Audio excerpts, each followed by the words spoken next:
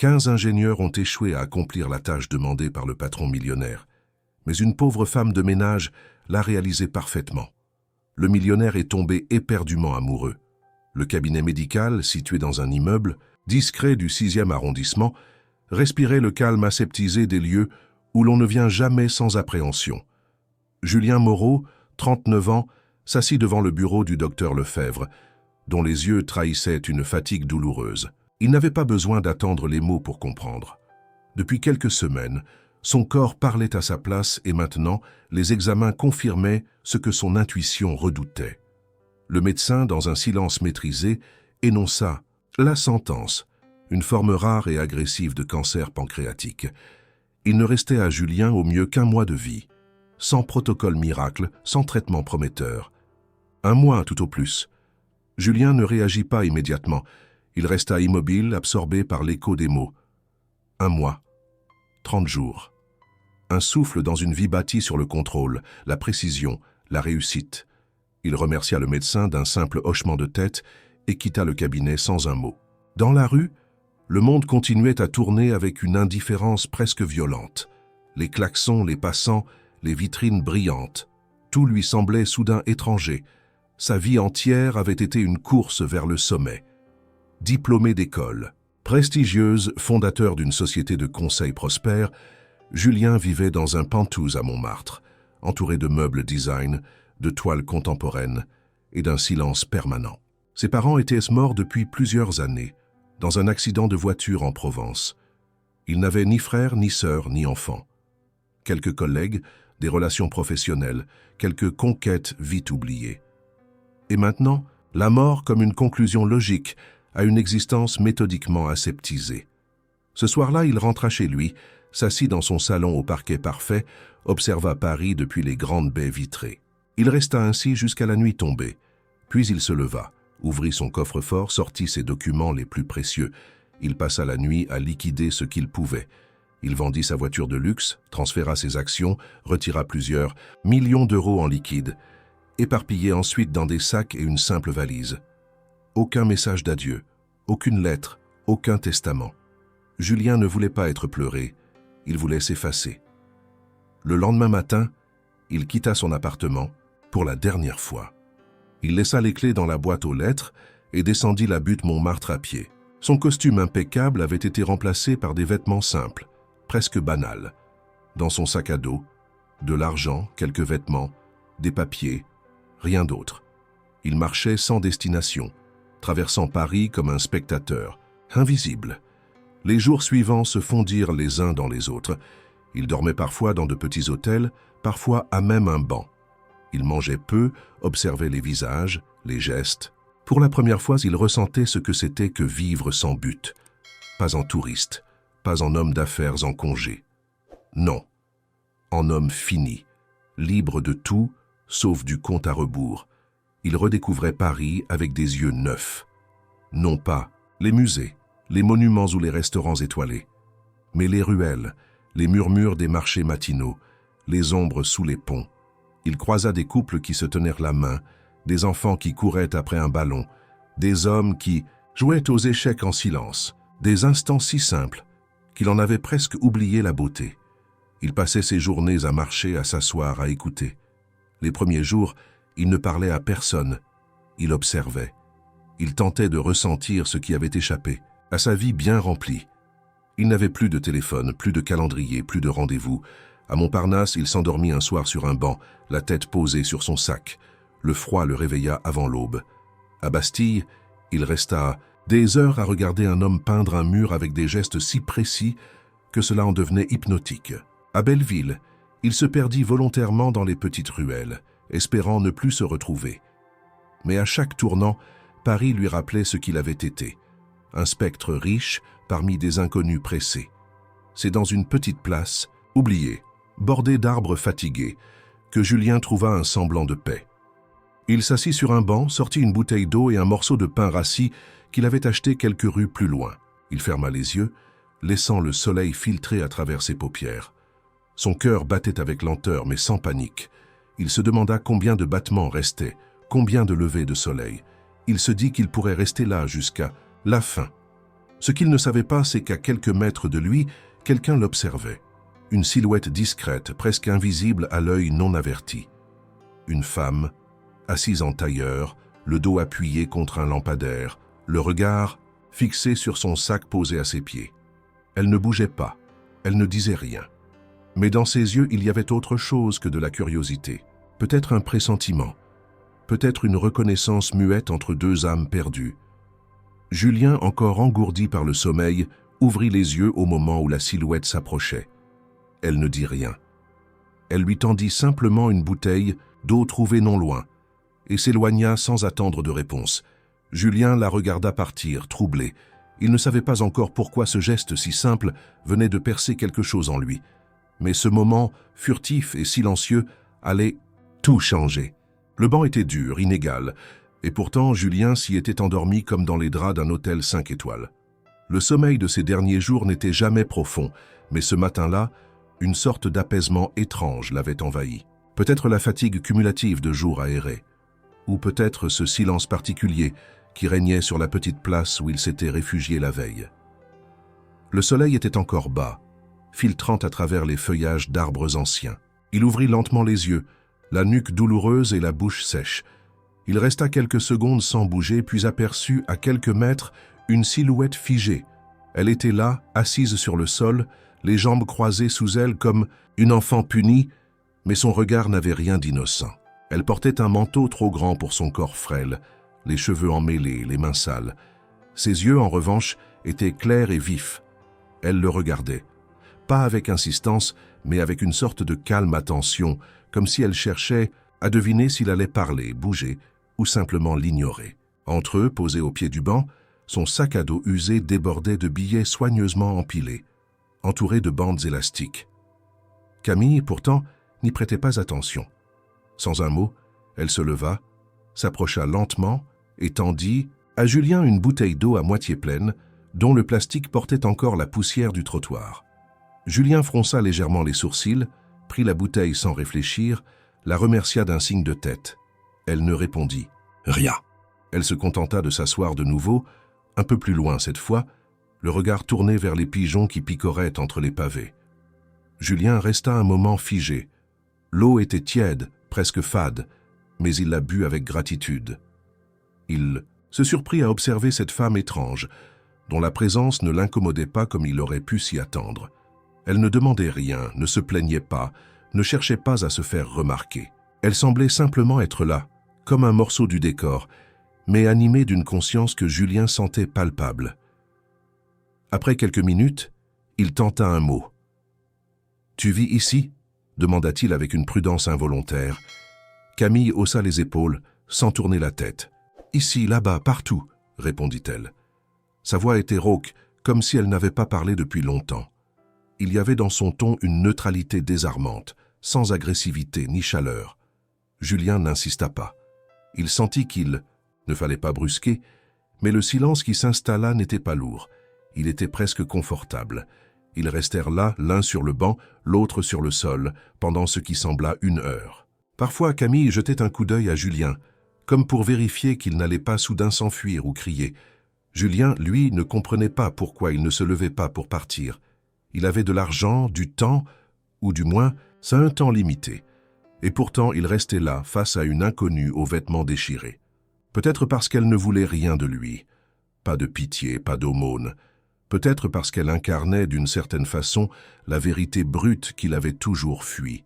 En fin de matinée, alors que la ville s'animait, peu à peu, un groupe d'adolescents passa en courant, riant à plein poumon. Camille se raidit, son regard se durcit un instant. Julien le nota, mais ne dit rien. Le bruit s'estompa, et elle se détendit. Il lui tendit un petit pain qu'il avait acheté la veille dans une boulangerie. « Tu veux ?» demanda-t-il. Elle hésita, puis prit lentement le morceau, le tenant comme un objet précieux. Elle le mangea en silence, sans empressement, avec une concentration étrange. Julien tenta de la relancer. « Comment tu t'appelles » Elle le fixa un instant, puis dit simplement « Camille ». Il sourit, un sourire bref mais sincère. « Julien », répondit-il. Elle hocha la tête mais ne répondit rien de plus. Un courant timide s'établissait entre eux, fragile comme du verre. Julien avait l'impression de parler à une énigme, un miroir tordu de lui-même. Le ventre de Camille grogna discrètement. Elle détourna les yeux, visiblement gênée. Julien n'insista pas tout de suite. Mais un quart d'heure plus tard, il se leva, prit son sac à dos et lui dit « Viens, on va manger. » Elle ne bougea pas. « Je n'ai pas demandé à manger, » dit-elle.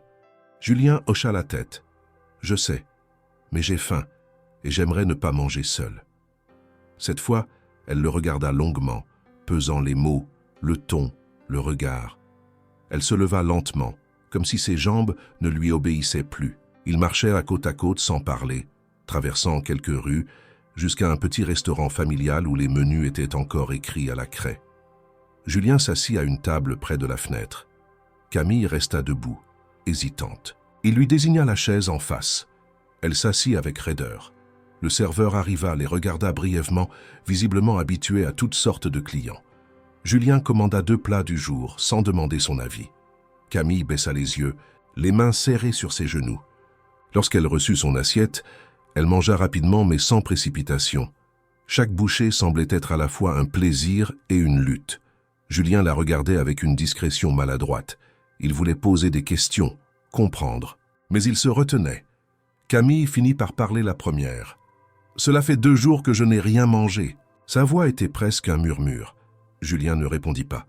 Il ne voulait pas de compassion déplacée. « Merci, » dit-elle ensuite. Puis, elle replongea dans son silence. Au fil du repas, quelques mots glissèrent entre eux. Camille parla brièvement d'un ex-compagnon, de dettes, de la rue. Jamais de façon détaillée.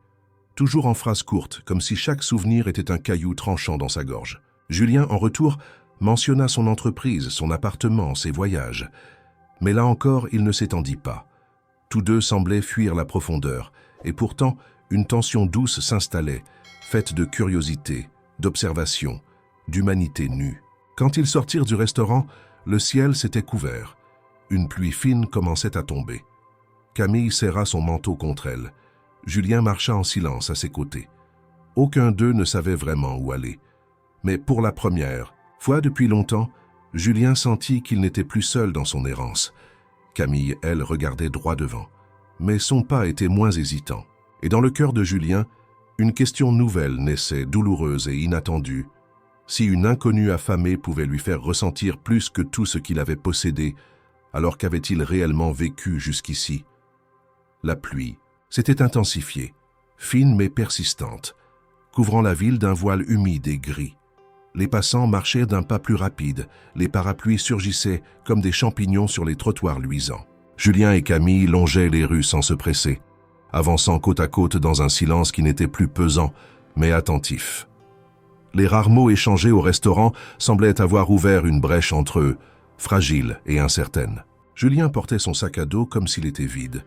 Camille, elle, avançait d'un pas ralenti, ses vêtements trempés plaqués contre son corps osseux, mais elle ne se plaignait pas. Ils trouvèrent refuge sous un auvent étroit, devant une boutique fermée. L'enseigne effacée trahissait un commerce abandonné depuis longtemps. Camille s'assit sur une marche, les bras croisés sur sa poitrine.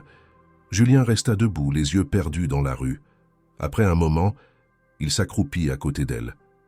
Il ne savait pas quoi dire, et peut-être que ce silence partagé valait mieux que n'importe quelle tentative maladroite de conversation. « Tu vis comme ça depuis longtemps ?»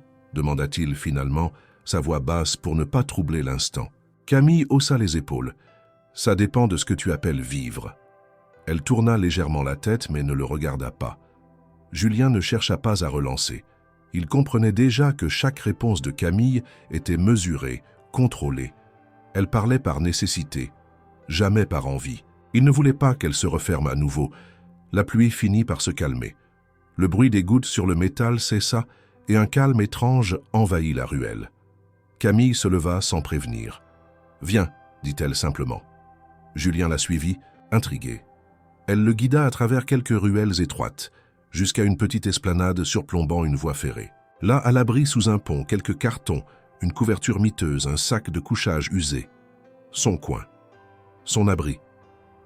Julien observa en silence. Camille le regarda brièvement, puis s'assit sur un carton, les jambes croisées. « J'ai un appartement avant ?» dit-elle après un long moment. « Un petit, pas mal. 13e arrondissement. J'avais un boulot, j'étais secrétaire médical. Julien s'assit en face d'elle, sur un morceau de bois humide. Il ne dit rien. Camille reprit plus doucement. Il avait des dettes, beaucoup, il jouait. Il m'a tout fait porter. J'ai cru pouvoir m'en sortir, mais on ne peut pas se battre contre tout en même temps. Sa voix tremblait légèrement, mais son regard restait sec. Julien sentit une boule dans sa gorge. Il ne savait pas quoi répondre. Chaque mot qu'il aurait pu dire lui paraissait inutile.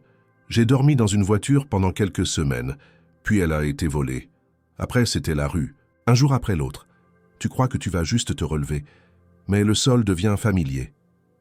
Elle tourna enfin les yeux vers lui. « Et toi, qu'est-ce que tu fuis ?» Julien baissa les yeux, presque honteux. « Moi ? Je fuis rien.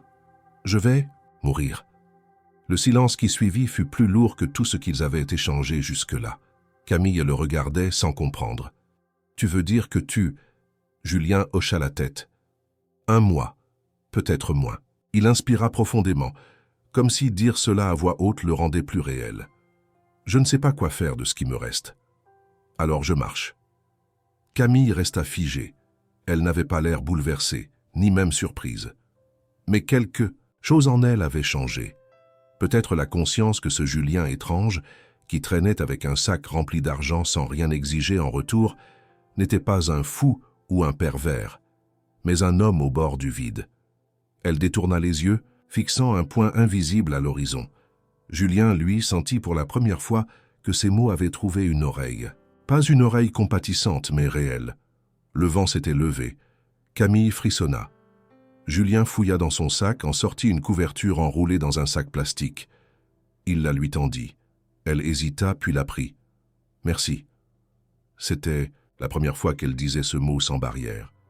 Julien s'appuya contre le mur du pont, le regard vers le ciel. « Tu sais, j'ai eu une maison à la campagne, une grande, avec un jardin et une piscine. Je n'y suis allé que 2 fois. » Il sourit, presque amer. « J'ai passé ma vie à construire quelque chose que je n'ai jamais habité. » Camille ne répondit pas, mais elle écoutait. Cela suffisait. Le temps passa, lentement, rythmé par les bruits du train en contrebas. Des voix lointaines, des klaxons, des pas pressés, et eux figés dans cette parenthèse improbable entre 2 mondes. Julien sortit un petit paquet de biscuits de son sac, l'ouvrit et en tendit un à Camille. Elle accepta, mordit dedans, puis ferma les yeux comme si le goût la ramenait à une époque révolue. « Tu sais cuisiner ?» demanda Julien, presque en riant. Camille haussa les épaules. « J'adorais cuisiner, je faisais des gratins. Mon frère disait toujours que mes lasagnes étaient meilleures que celles de maman. » Elle s'interrompit. Julien releva ce détail. « Tu as un frère ?» Camille acquiesça. « Je ne sais pas où il est, ou s'il est encore. » Elle ne termina pas. Julien comprit qu'il n'était pas encore temps d'insister. La nuit commençait à tomber. Les réverbères s'allumaient un à un, dessinant des halos orangés sur les murs. Julien se leva. « Je vais réserver une chambre d'hôtel, viens. Tu ne peux pas dormir ici. » Camille le fixa méfiante. « Pourquoi tu fais ça ?» Julien haussa les épaules. « Parce que je peux. Parce que tu m'as donné de l'eau. Ce matin. » Camille sembla hésiter longtemps, puis elle se leva lentement. Julien sourit. « Tu verras, c'est un hôtel minable. Rien à craindre. » Elle ne répondit pas, mais le suivit. Ils marchèrent longtemps, sans un mot. Julien choisit un petit hôtel de quartier, discret. Il paya en liquide, demanda une chambre. Il tendit la clé à Camille. « Je ne monte pas. Je vais retourner à la place. » Camille serra la clé dans sa main, confuse. « Pourquoi ?» Julien la regarda droit dans les yeux. « Parce que je t'ai dit la vérité, et je veux que tu puisses dormir sans avoir peur. » Elle ne dit rien. Elle monta les marches, sans se retourner. Julien, lui, sortit, marcha jusqu'au banc de la veille, s'y assit et regarda les étoiles apparaître, une à une. Cette nuit-là, il ne dormit pas. Pas vraiment. Il pensa à Camille, à ses lasagnes, à son frère inconnu. Il pensa à ce mois qu'il avait à vivre et à ce qu'il venait de découvrir.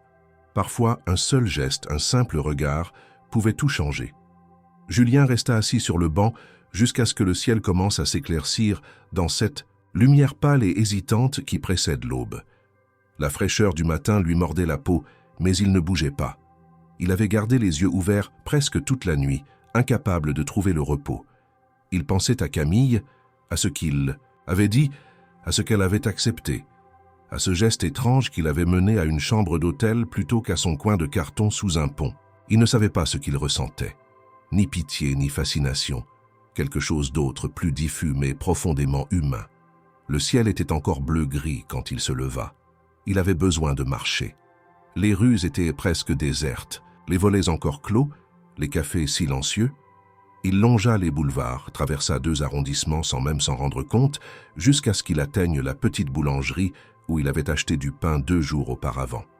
Il entra, salua la boulangère avec un sourire fatigué, acheta 2 pains au chocolat et un café. Il les mit dans une petite poche de papier craft, puis repartit en direction de l'hôtel. Devant la porte, il hésita. Peut-être qu'elle était déjà partie. Peut-être qu'elle n'avait pas dormi. Peut-être qu'elle avait attendu quelque chose de lui et qu'il l'avait déçu en s'en allant. Mais il n'était pas monté, et il savait pourquoi. Il ne voulait pas transformer ce lien fragile en quelque chose de biaisé. Il ne voulait pas que Camille le voie comme un sauveur ou un homme qui échange de l'argent contre du réconfort. Il avait senti pour la première fois depuis longtemps une sincérité brute, et il tenait à la préserver. Il poussa la porte de l'hôtel, salua le réceptionniste d'un signe de tête et monta l'escalier. Devant la chambre, il leva la main pour frapper, puis s'arrêta. Il attendit quelques secondes, puis cogna doucement. Pas de réponse. Il attendit encore. Puis la porte s'ouvrit lentement. Camille était là, debout, les cheveux épars, les traits tirés mais éveillés. Elle portait un vieux t-shirt trop large, sûrement trouvé dans un sac laissé par un client précédent. Elle le regarda sans parler. Julien lui tendit le sac en papier. Petit déjeuner. Elle le prit sans sourire, mais ses yeux s'adoucirent légèrement. Merci.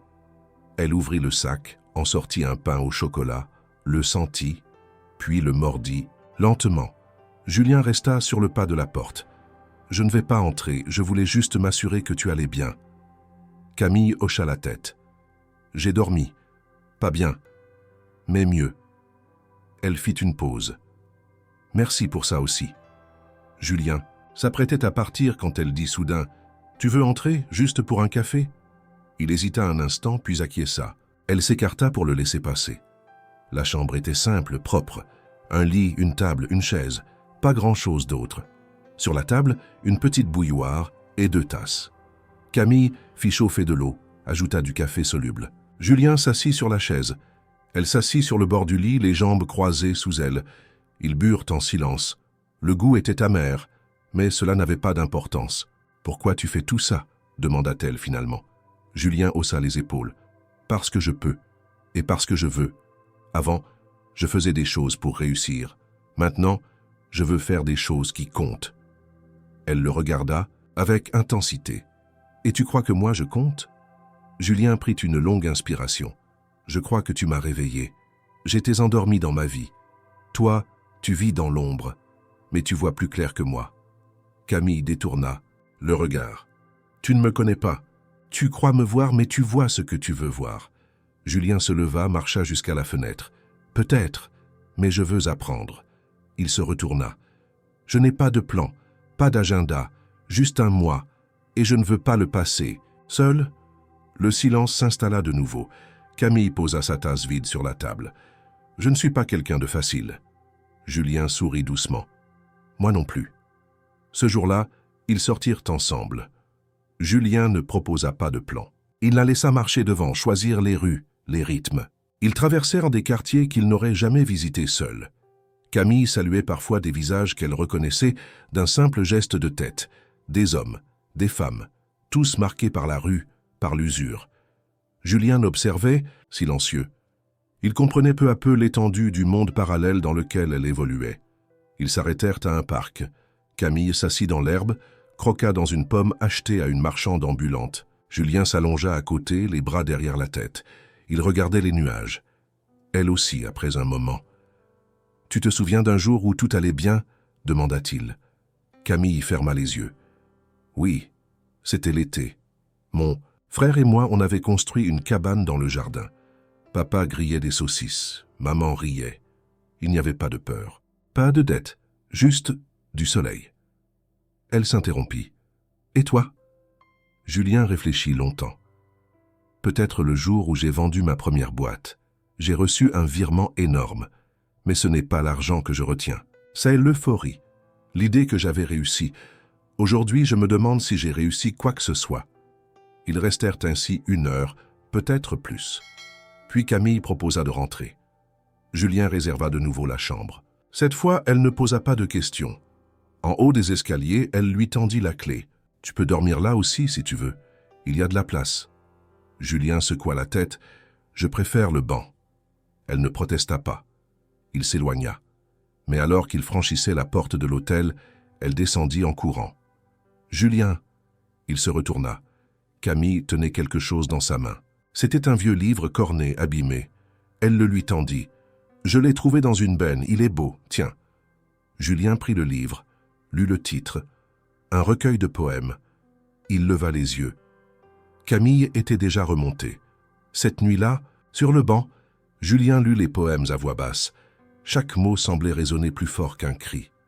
Pour la première fois depuis le diagnostic, il sentit une larme couler sur sa joue.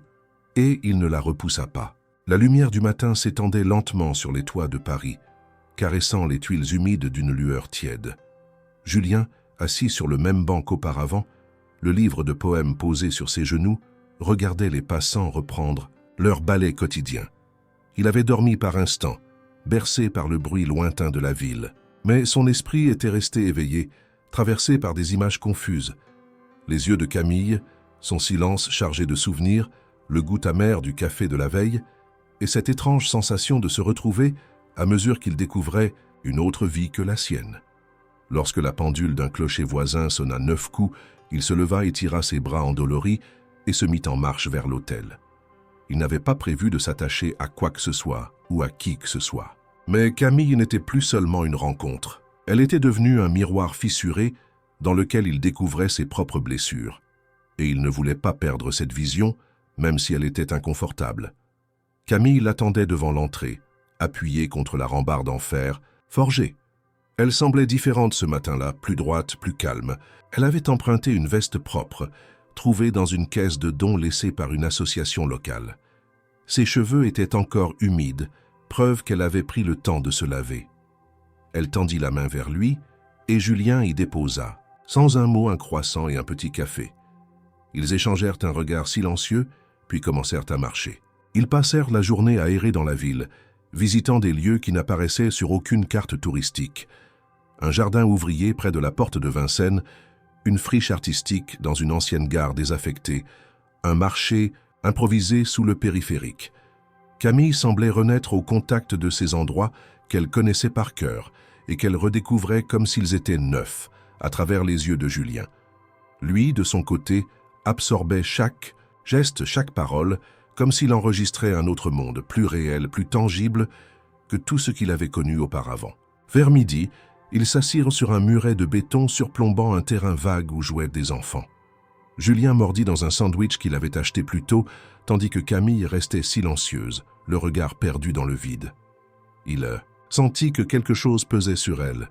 Il attendit. Enfin, elle parla. « Tu veux savoir pourquoi j'ai fui ?» Julien la regarda, surpris. Il hocha la tête sans parler. Camille prit une longue inspiration. Ce n'était pas seulement les dettes, pas seulement lui, c'était aussi moi, ce que je suis devenu après. Elle se tourna vers lui. Quand on tombe, au début, les gens tendent la main. Mais quand tu tombes trop bas, ils te tournent le dos, parce que ta misère les dérange, parce que tu les forces à voir ce qu'ils pourraient devenir eux aussi. Julien ne répondit pas. Il l'écoutait attentif, conscient que chaque mot était un effort. Camille continua plus doucement. « Mon frère m'a cherché, il m'a laissé des messages. Pendant des mois, puis il a arrêté, j'ai tout effacé. J'avais honte. Honte d'être devenue cette femme que je ne reconnaissais plus. Alors, j'ai coupé tout, même lui. » Elle baissa les yeux. Je l'aimais, c'était mon refuge. Mais je ne pouvais pas lui demander de me porter. Il avait sa vie. Moi, j'étais déjà de l'autre côté. Julien sentit son cœur se serrer. Il posa sa main sur celle de Camille, un geste simple, sans attente. Elle ne la repoussa pas. Elle laissa cette chaleur exister entre eux. Ils restèrent là longtemps, sans parler, observant les enfants courir, les rires s'élever dans l'air, tiède de ce jour étrange. Julien sentit qu'il y avait encore des zones d'ombre dans le récit de Camille, des choses qu'elle n'avait pas dites, peut-être qu'elle ne dirait jamais. Mais il n'avait pas besoin de tout comprendre. Il suffisait de ressentir. En fin d'après-midi, ils remontèrent vers Belleville. Camille voulait lui montrer un lieu, un ancien centre culturel transformé en squat artistique, où elle avait vécu quelques mois, entourée d'autres âmes perdues. En arrivant, Julien sentit l'atmosphère changer. Des graffitis couvrirent les murs, des sculptures faites de métal recyclé s'alignaient dans la cour. L'endroit dégageait une énergie brute, chaotique mais vivante. Ils entrèrent. À l'intérieur, des gens peignaient, d'autres jouaient de la musique, certains fumaient dans un coin. Camille salua quelques visages familiers. Julien se sentait étranger, mais curieusement bienvenu. Un vieil homme lui tendit une tasse de tisane chaude. Il accepta. Camille le guida vers une pièce vide, décorée de vieux coussins et de tapis élimés. « C'était ici, ma chambre. » Elle s'assit au sol. Julien fit de même. Elle observa les murs, comme si elle y lisait une histoire que lui ne voyait pas. « J'ai écrit ici des lettres, des choses que je n'ai jamais envoyées. » Julien leva les yeux. « À ton frère. » Elle hocha la tête. « Et à moi-même. Pour me rappeler qui j'étais, qui je voulais être. » Elle marqua une pause. « Je les ai toutes brûlées.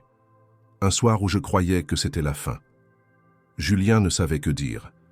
Il ressentait une admiration silencieuse, douloureuse. Camille s'était brisée 1000 fois, et pourtant elle était là, debout, à parler, à marcher, à rire parfois. Il, en revanche, n'avait connu que le confort, l'ordre, la maîtrise. Et maintenant qu'il se savait condamné, il découvrait la beauté d'un monde qu'il avait toujours ignoré. Ils quittèrent le squat en fin de journée. Camille était fatiguée. Julien lui proposa une nouvelle chambre pour la nuit.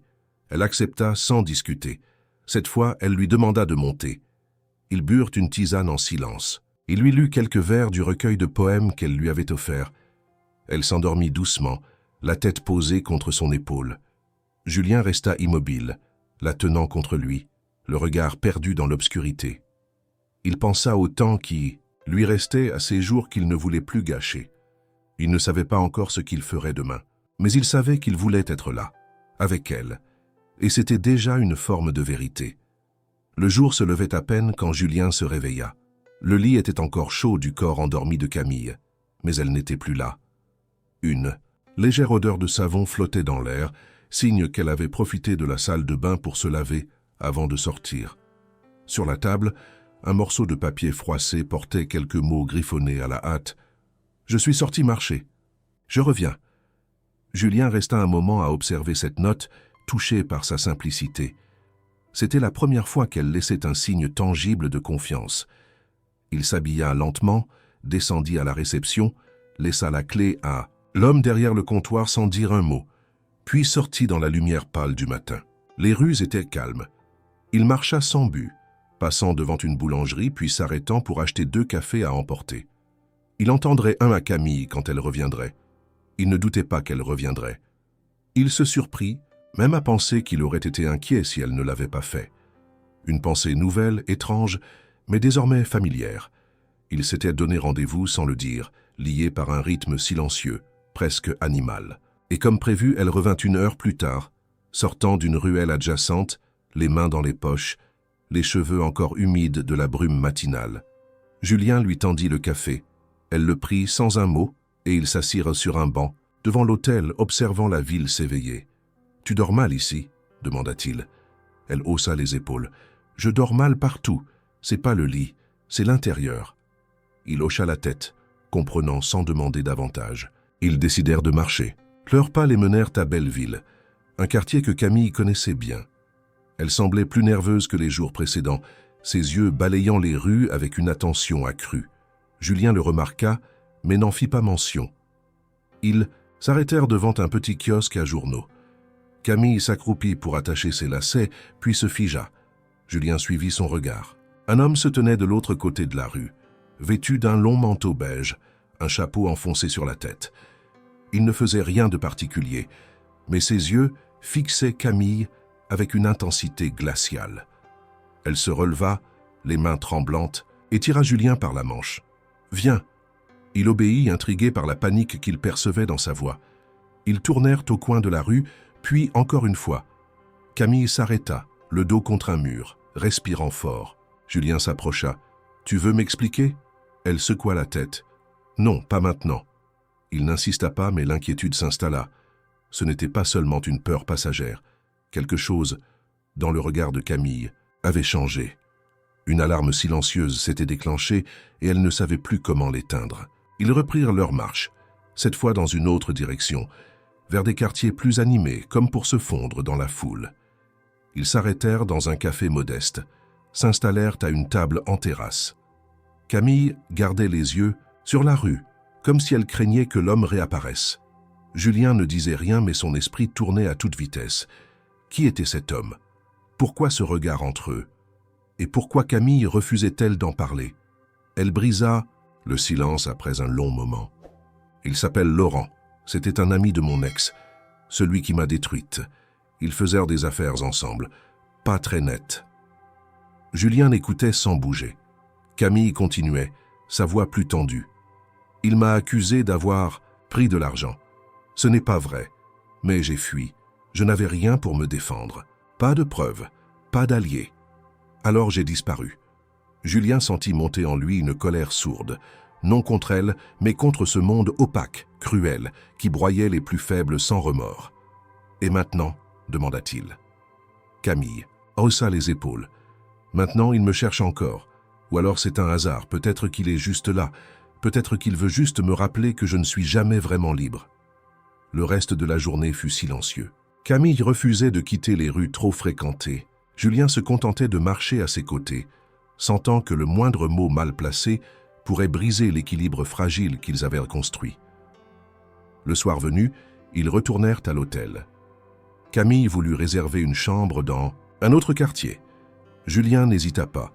Ils prirent un taxi, s'installèrent dans un petit hôtel près de la gare de Lyon, loin de Belleville, loin de l'homme au manteau beige. Dans la chambre, Camille s'enferma dans la salle de bain. Julien s'allongea sur le lit, le regard fixé au plafond. Il se demandait ce qu'il faisait, pourquoi il restait. Il pensait à son propre compte à rebours, à ces jours qui défilaient, et à cette étrange certitude qu'il avait trouvé quelque chose de vrai là dans les yeux d'une femme cassée. Quand Camille ressortit, elle était en peignoir, les cheveux mouillés, les yeux rougis. Elle s'allongea sur le lit sans un mot, à côté de lui. Julien ne bougea pas.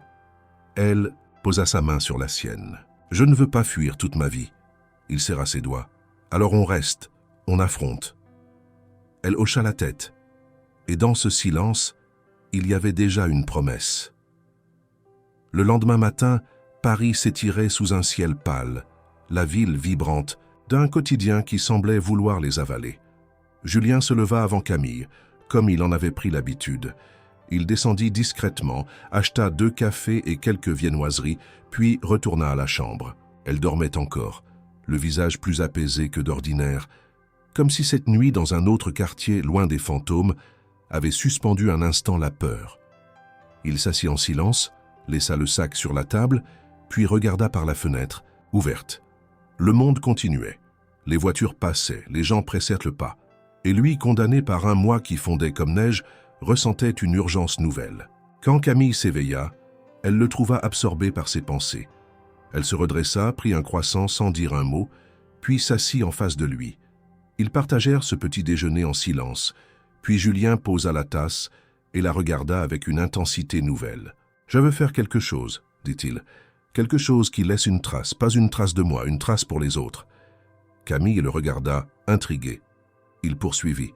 « J'ai de l'argent, beaucoup, assez pour acheter des voitures, des maisons, des voyages. Mais rien de tout ça ne m'importe plus. J'ai envie de l'utiliser autrement. » Elle fronça les sourcils. « Pour faire quoi ?» Julien sourit, presque gêné. « Je ne sais pas encore, mais j'ai pensé à hier, à toi, à ce que tu as vécu, aux gens qu'on a croisés dans le squat, dans la rue. Et je me suis dit, si on pouvait les aider, un peu, juste un peu, sans poser de questions, sans bureaucratie, sans formulaire, juste leur donner une seconde chance. » Camille se redressa lentement. Ce qu'elle voyait dans les yeux de Julien n'était pas la pitié ni la folie, c'était un besoin profond, viscéral, de sens. Elle le comprit sans l'exprimer. Et au lieu de répondre, elle dit simplement « On commence par quoi ?» Julien sortit un carnet de son sac. Il y avait inscrit quelques idées durant la nuit, des gestes simples, presque naïfs, mais porteurs d'une intention. Ils choisirent ensemble une rue animée, dans le 11e arrondissement. Une grande artère, bordée de cafés et de petites boutiques. Ils s'installèrent sur une terrasse. Julien appela le serveur, commanda un café pour lui, puis dit « Et pour tous ceux qui viendront jusqu'à midi, je paie. » Le serveur le regarda, incrédule. « Tous ?» Julien hocha la tête. « Tous. » L'homme hésita, puis acquiesça. Les premiers clients furent surpris, certains méfiants, d'autres ravis. Julien n'attendait rien. Il observait. Camille riait. Elle riait vraiment. Ce rire qui n'était pas nerveux ni défensif. Un rire clair, presque enfantin. Elle prenait des notes sur le carnet, décrivant les visages, les réactions. Elle notait les noms quand les gens acceptèrent de se présenter et inventait ceux qui restaient anonymes. Ils passèrent la matinée ainsi, à offrir du café, des croissants, un peu de chaleur. À midi, ils partirent sans bruit. Dans l'après-midi, ils se rendirent dans une petite librairie que Camille connaissait. Une vieille boutique aux étagères tordues, tenue par une femme d'un certain âge, Madame Berthelot. Camille lui parla, l'écouta, puis sortit dans la rue pour rejoindre Julien. Elle est à 2 doigts de fermer. Trop de dettes, pas assez de clients. Julien entra, regarda autour de lui. L'endroit sentait l'encre, la poussière et la mémoire. Il demanda combien il faudrait pour garder les portes ouvertes 1 an. La vieille femme méfiante annonça une somme. Julien la sortit en liquide, sur place. Elle eut les larmes aux yeux mais ne posa aucune question. Camille serra sa main. Julien, lui, se contenta de sourire. Ils enchaînèrent ainsi plusieurs gestes improbables. À la sortie d'un supermarché, Julien donna une enveloppe à une vieille dame qui comptait ses pièces pour payer un paquet de pâtes.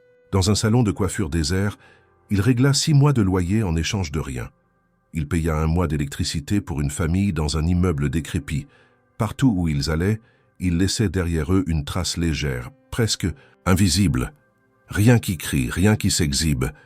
Juste une onde discrète de soulagement, d'humanité, de bonté inattendue. Camille, au début, restait en retrait. Elle observait. Mais peu à peu, elle prenait part. Elle suggérait, questionnait, proposait. Julien la laissait guider. Il sentait qu'en lui donnant cette place, il l'aidait à retrouver une voix, une dignité qu'elle avait enterrée sous des années de silence et de fuite. Ils devinrent une équipe silencieuse, 2 solitudes réunies dans une mission, absurde et magnifique. Le soir, ils rentrèrent à l'hôtel, exténués mais étrangement légers. Camille, allongée sur le lit, regardait le plafond, un sourire flottant sur ses lèvres. Julien s'assit au bord, ouvrit le carnet, y inscrivit la date et écrivit « Aujourd'hui, on a allumé quelques bougies dans l'obscurité. » Camille se tourna vers lui. « Tu crois que ça changera quelque chose ?» Il haussa les épaules. « Peut-être pas. Mais pour ceux qu'on a croisés aujourd'hui, c'était différent. Et pour moi, c'est déjà tout. » Ils partagèrent un dîner simple, acheté à emporter. Du couscous dans des barquettes en aluminium, 2 canettes de limonade, un fond de chocolat. Camille parlait plus qu'à l'accoutumée. Elle racontait les histoires des gens qu'ils avaient rencontrés, les hypothèses sur leur vie, leur lendemain. Julien l'écoutait, fasciné. Il n'avait jamais entendu sa voix aussi vive, aussi libre, et il comprit que malgré le temps qui lui manquait, il assistait à quelque chose de précieux, une résurrection. Pas la sienne, celle de Camille. La nuit tomba. Ils restèrent l'un à côté de l'autre, sans gestes inutiles, sans phrases de trop. Juste là, dans le silence d'un hôtel quelconque, avec le monde dehors et leur étrange aventure en cours. Julien ferma les yeux. Il sentit la main de Camille effleurer la sienne, et dans ce contact, il y avait la promesse d'un lendemain, même incertain, un lendemain à 2. Ils commencèrent la journée dans un quartier plus calme, non loin du Marais, attiré par les ruelles étroites et les façades anciennes que Camille disait aimer autrefois, lorsqu'elle se promenait encore en tant que simple habitante, avant que tout bascule. Il faisait doux, un vent léger traversait les rues comme une caresse distraite, et pour la première fois depuis des semaines, Camille semblait presque sereine. Julien, attentif à chaque nuance de son visage, observait sans interférer, conscient que chaque instant de paix était précieux. Ils s'installèrent à une terrasse discrète, à l'abri des regards pressés. Le serveur les reconnut d'une autre visite récente et leur servit sans attendre leurs commandes habituelles. Café noir pour lui, thé vert pour elle. Camille tournait lentement sa cuillère, les yeux perdus sur la surface tremblante du liquide. Julien sortit son carnet, griffonna quelques mots, puis releva les yeux. « Tu veux faire quelque chose de spécial aujourd'hui ?» demanda-t-il. Elle sourit à peine. « Aujourd'hui, j'aimerais juste rester invisible. » Cette phrase, prononcée doucement, résonnait avec une ironie tragique, car à peine, quelques minutes plus tard, l'invisible allait redevenir visible de la manière la plus brutale. L'homme au manteau beige. Il apparut sans bruit, comme un mauvais souvenir incarné. Il se posta devant leur table, les mains dans les poches, le regard froid braqué sur Camille. Julien ne le reconnut pas tout de suite, mais Camille, elle, se figea. Son corps se tendit, son visage perdit toute couleur. Elle ne dit rien. L'homme, lui, sourit, un rictus qui n'avait rien de chaleureux. « Bonjour, Camille. » Sa voix était grave, posée, presque polie, mais chaque syllabe vibrait d'une menace contenue. Julien se leva instinctivement, interposant son corps entre Camille et l'homme. « Vous la connaissez ?» demanda-t-il, le ton ferme. L'homme ne broncha pas. Il ne regardait que Camille. « Tu pensais qu'on ne te retrouverait jamais? Que tu pouvais simplement disparaître ?» Camille se leva lentement. « Je n'ai rien pris, tu le sais. » Sa voix était calme, mais ses mains tremblaient. L'homme fit un pas en avant. Julien le repoussa légèrement du torse. « Ça suffit, elle ne vous doit rien. » L'homme se tourna vers lui, le détailla avec un mépris non dissimulé. « Et vous, le sauveur au portefeuille généreux, vous, croyez quoi? Qu'elle est tombée du ciel, propre et innocente? Elle a fui avec plus que des secrets? Et si vous croyez qu'elle vous dit tout ?» Il laissa sa phrase en suspens, puis recula. « Dis-lui ce que tu as fait, Camille, ou il le découvrira à sa manière. » Il s'éloigna ensuite, tranquillement, disparaissant dans la foule comme une ombre. Camille restait là, raide, le visage figé. Julien lui prit le bras. « Viens. » Ils quittèrent la terrasse sans payer. Le serveur, témoin de la scène, ne dit rien.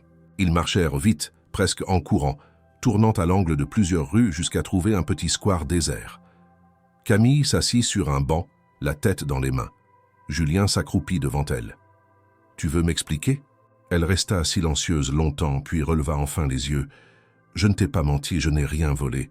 Mais j'ai fui, et j'ai laissé derrière moi des gens qui ont cru que je les avais trahis, parce que je n'ai rien dit, parce que j'avais peur. » Elle marqua une pause. Laurent était l'un d'eux.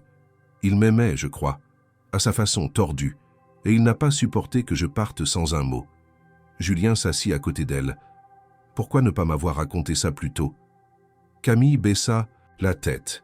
« Parce que ça rend les choses réelles, parce que j'avais peur que tu partes, que tu me regardes comme eux, comme une menteuse, une voleuse. » Julien ne répondit pas tout de suite. Il regardait devant lui, les arbres nus, les feuilles mortes au sol, puis d'une voix calme, « Je ne suis pas eux, mais j'ai besoin de tout savoir. » Camille se tourna vers lui. Il n'y a rien d'autre. Pas d'argent, pas de secret, juste de la peur et un silence qui a pris trop de place. Julien se leva. « J'ai besoin de réfléchir, seul. » Elle le regarda, blessé. Il marcha lentement, s'éloignant sans se retourner. Il passa le reste de l'après-midi à errer. Les mots de l'homme, la peur dans les yeux de Camille, tout tournait en boucle dans son esprit. Il se sentit trahi, non par des mensonges, mais par des silences. Et pourtant, au fond de lui, il savait qu'il n'était pas fâché. Il était déçu, non pas d'elle, de lui-même pour avoir cru pouvoir tout comprendre si vite, pour avoir imaginé que la douleur de Camille serait « simple, accessible, explicable ». Il s'assit sur un banc au bord de la Seine, sortit le carnet. Il écrivit une seule phrase. Parfois, la vérité fait plus peur que le mensonge. Puis il referma le carnet, le glissa dans son sac et regarda les bateaux passer. Quand la nuit tomba, il se leva, marcha sans but jusqu'à un quartier qu'il ne connaissait pas. Il acheta une bouteille d'eau, une pomme, s'assit dans une ruelle tranquille. Il pensait à Camille, seule dans cette chambre, peut-être en train de pleurer ou de fuir à nouveau. Il se demandait s'il voulait encore l'aider ou s'il en était seulement capable. Et pourtant, malgré la confusion, malgré la colère sourde, une chose restait claire. Il ne voulait pas que cela s'arrête ici. Pas comme ça, il avait besoin de comprendre, de lui parler, de l'écouter vraiment. Mais pas ce soir, pas encore. Ce soir, il avait besoin de silence, de distance, pour ne pas juger, pour ne pas blesser. Demain, Il reviendrait. Demain, il ouvrirait à nouveau la porte, parce qu'il n'était plus seulement un homme qui mourait. Il était devenu un homme qui voulait comprendre ce que vivre signifiait, au-delà des apparences, au-delà des peurs. Julien marchait encore, les rues de Paris semblant s'étirer à l'infini devant ses pas incertains. Le froid s'était intensifié à mesure que la nuit s'installait, et les lumières jaunes des lampadaires projetaient des ombres vacillantes sur les trottoirs déserts. Il n'avait pas de destination précise, seulement ce besoin de s'éloigner, de tout, de Camille, de ses doutes, de l'homme au manteau beige, mais surtout de lui-même. Il traversa le canal Saint-Martin, resta un moment à observer le reflet des réverbères dans l'eau noire, puis continua son errance, le carnet dans la poche et les pensées en désordre. Il s'arrêta finalement dans un petit square vide, s'assit sur un banc, le regard fixé sur les graviers sales et les papiers abandonnés au sol. Il s'en voulait d'avoir quitté Camille ainsi, pas pour avoir pris du recul, mais pour avoir laissé planer ce silence coupable, celui qui condamne sans juger, qui abandonne sans mots. Il aurait dû dire qu'il reviendrait, il aurait dû lui tendre la main, même dans le doute. Il passa les mains sur son visage, tentant de chasser ce malaise persistant. En se levant pour repartir, un détail attira son attention. Un tas de détritus débordait d'une poubelle de parc, et parmi les papiers froissés, une enveloppe blanche dépassait, comme si elle avait été posée là à la hâte sans conviction. Il s'en approcha, poussé par un étrange instinct. L'enveloppe était sale mais intacte. Il la prit, l'ouvrit. À l'intérieur, une feuille pliée en deux, écrite à la main. L'écriture était irrégulière, nerveuse, mais lisible.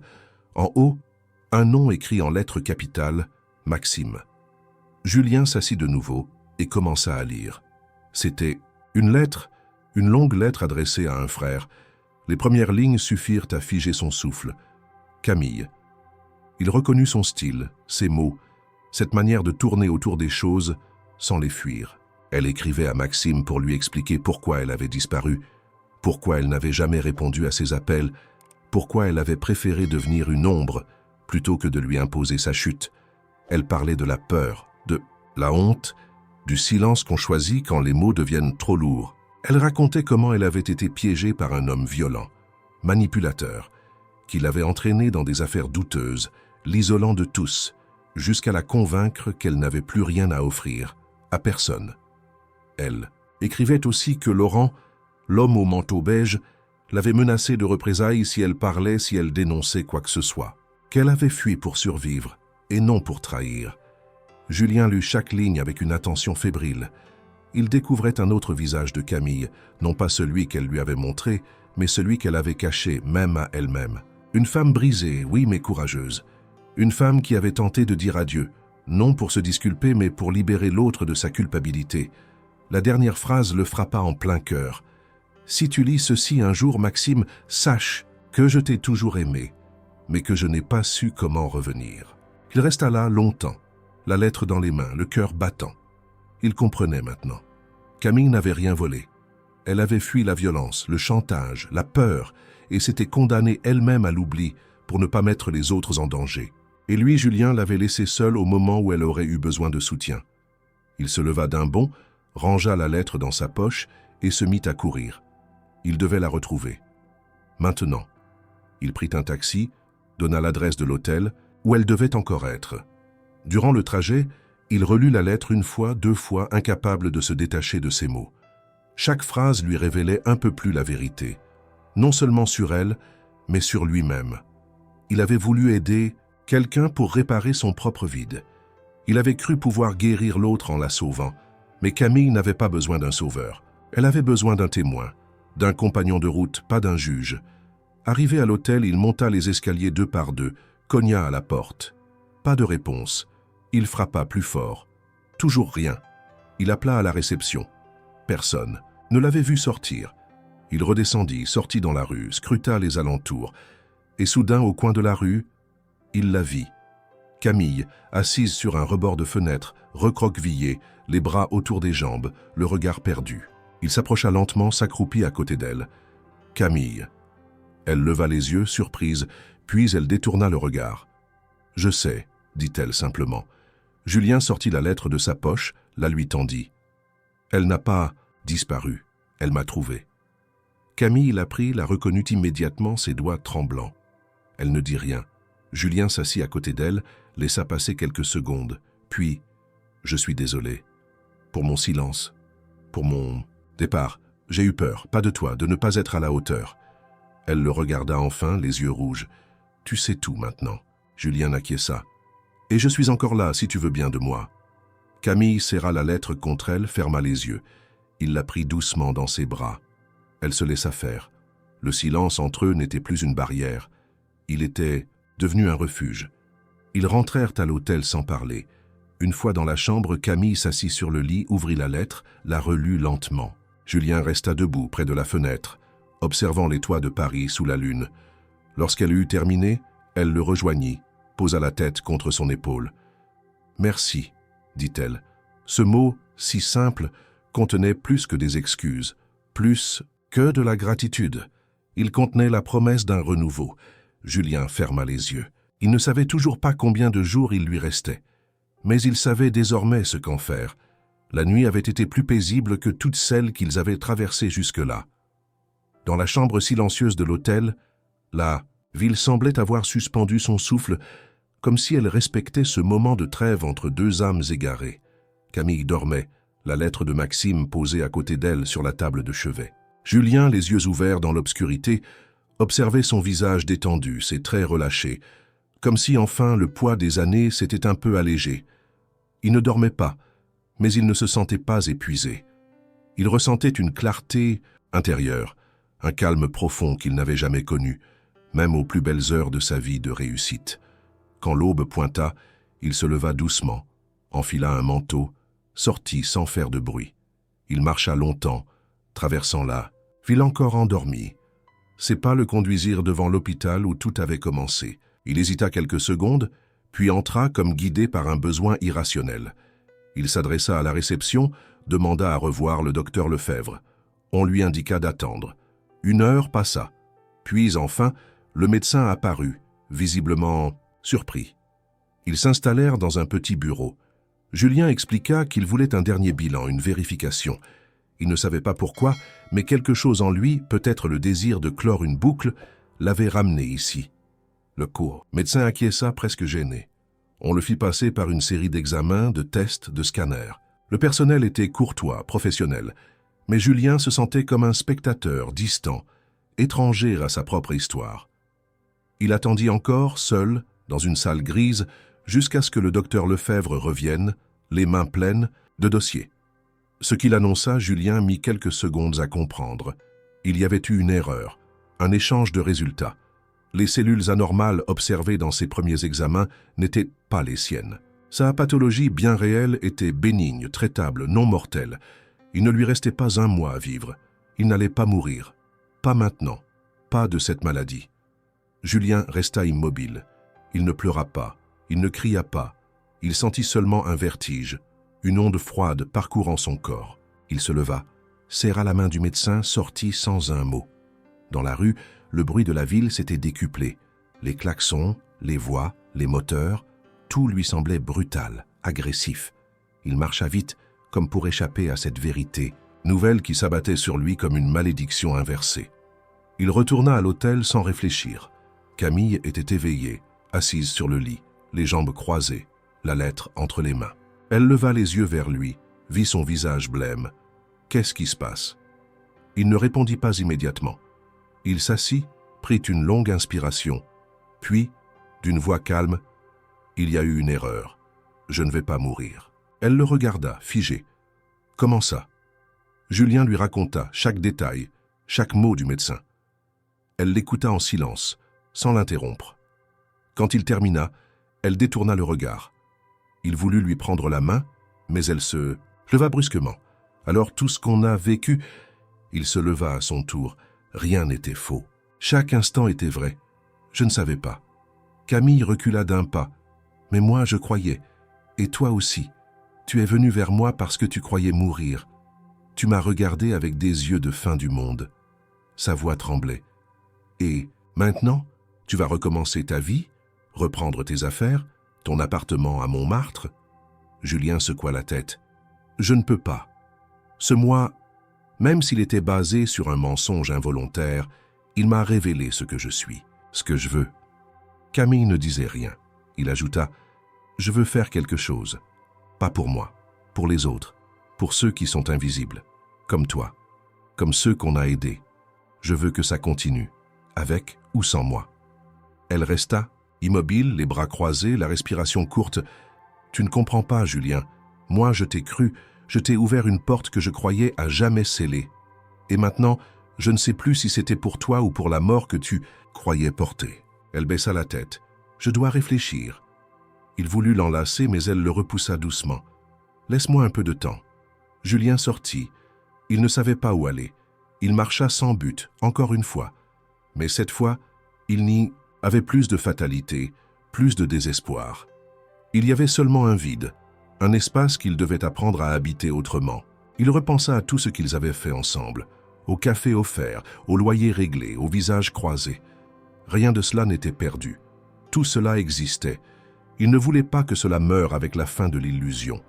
Il alla à la banque, retira une somme importante. Il trouva un notaire, expliqua son projet.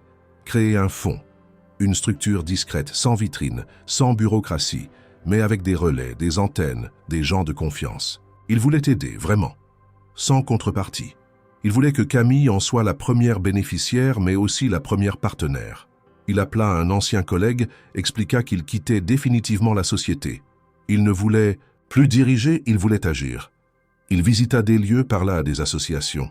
Il semait les graines d'un avenir dont il ne connaissait pas encore la forme, mais qu'il savait désormais possible. Il n'attendait rien, sauf peut-être un signe d'elle. 2 jours plus tard, il reçut un message court. « Retrouve-moi, à l'endroit des lasagnes. » Il sourit. C'était le restaurant où ils avaient mangé ensemble pour la première fois. Il y alla, le cœur battant. Camille l'attendait, assise à la même table. Elle se leva, le regarda longuement. « Tu es revenu. » Il hocha la tête. « Je ne suis jamais parti. » Elle sourit, enfin. Pas un grand sourire, mais un vrai. Ils s'assirent. Le serveur les reconnut. Camille posa une feuille pliée sur la table. « J'ai écrit ça pour toi, c'est une idée. Pour le fond, pour les invisibles, pour ceux qui veulent recommencer. » Julien prit la feuille, lut les premières lignes. C'était un manifeste, simple, fort, clair. Il releva les yeux. « On va le faire. Ensemble. » Elle hocha la tête. Il n'y eut pas d'accolade, ni de déclaration. Juste 2 mains qui se frôlèrent sur la table. Et dans ce frôlement, un avenir se dessinait. Pas celui qu'ils avaient prévu, mais celui qu'ils avaient choisi. Ensemble. La nouvelle de son erreur de diagnostic, aussi irréelle qu'elle fût, continuait de résonner en lui comme une cloche fêlée. Julien, pourtant revenu d'un gouffre qu'il croyait définitif, ne ressentait pas la légèreté que l'on pourrait attendre d'un tel revirement. Ce n'était ni du soulagement, ni de la joie. C'était un vertige, comme si son âme n'arrivait pas à retrouver ses repères dans ce corps encore en vie. Il passait ses journées à poser les fondations du fond qu'il et Camille avaient imaginé. Mais chaque action semblait le renvoyer à cette contradiction profonde.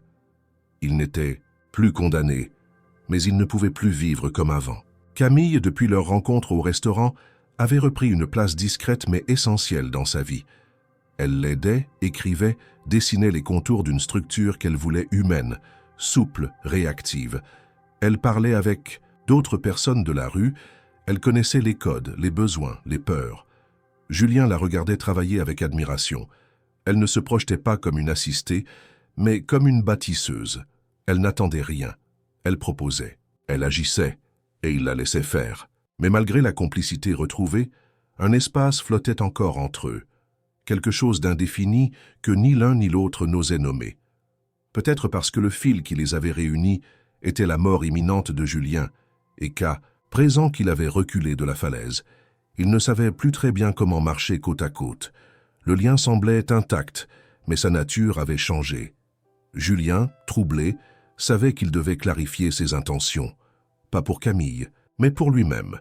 C'est dans cet état d'esprit qu'il décida de retourner à l'hôpital, cette fois sans peur, sans urgence. Il voulait revoir les résultats, comprendre exactement ce qui s'était passé, rencontrer de nouveau le docteur Lefebvre, poser les questions qu'il n'avait pas eu la force de formuler la première fois.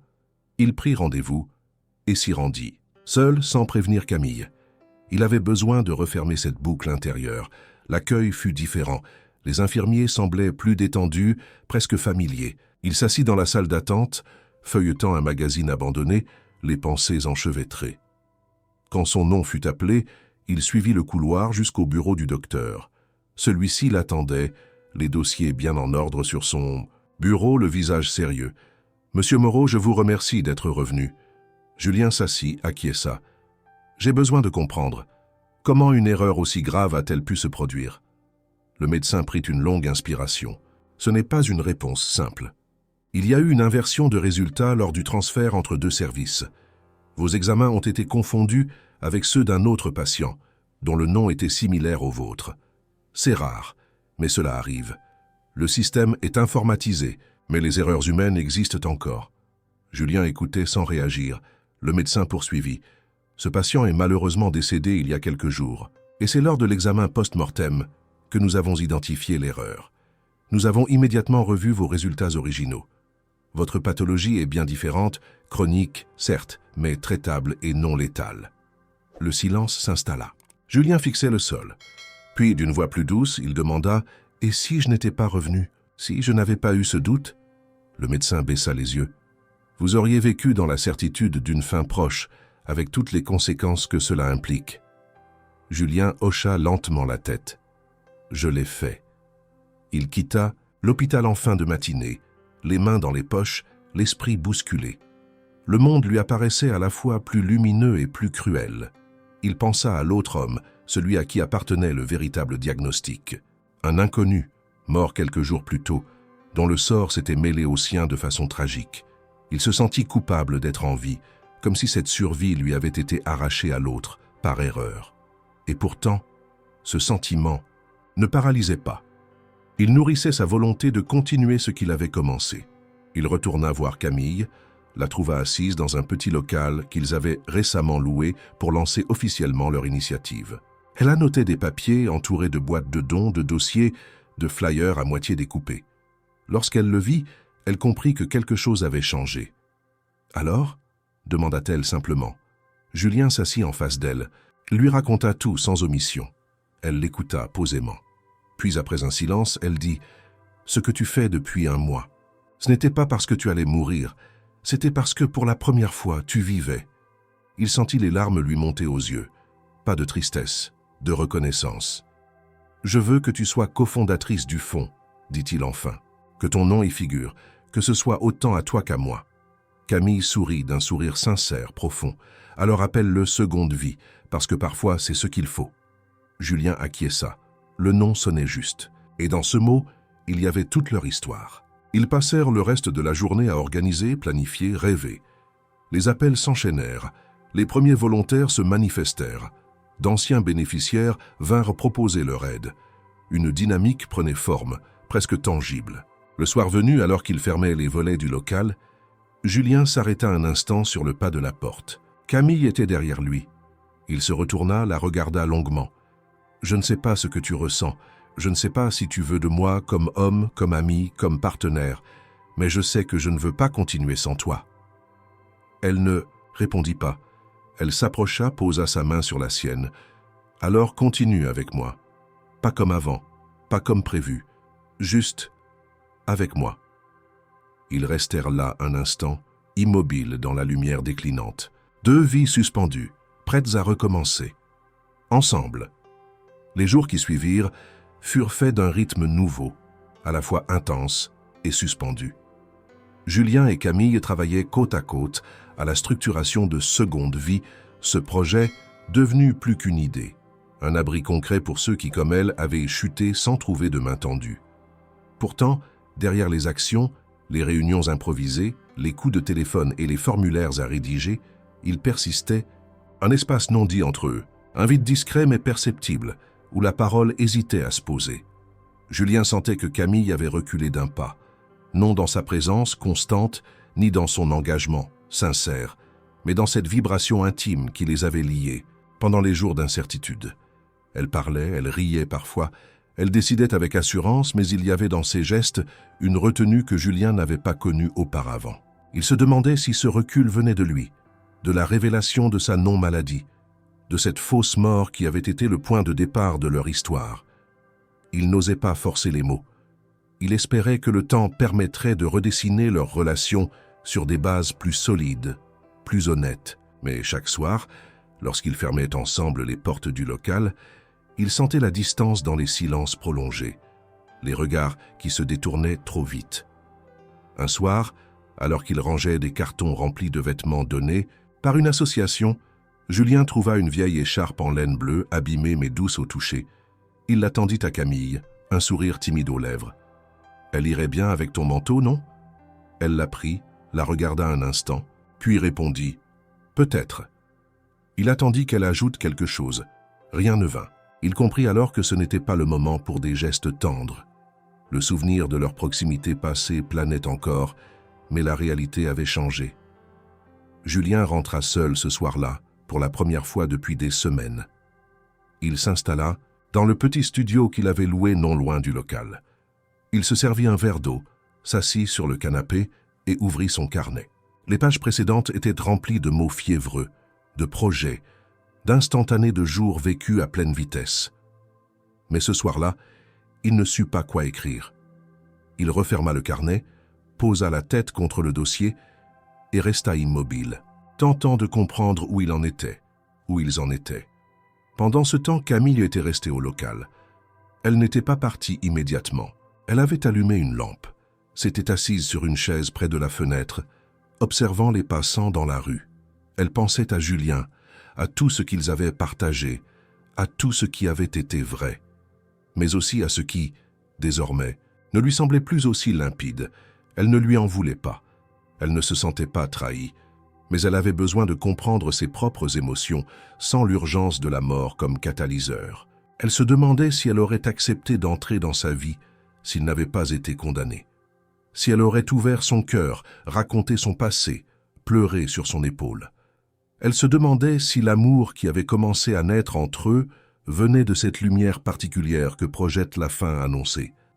Et maintenant que cette lumière avait été éteinte, elle cherchait à voir ce qui restait.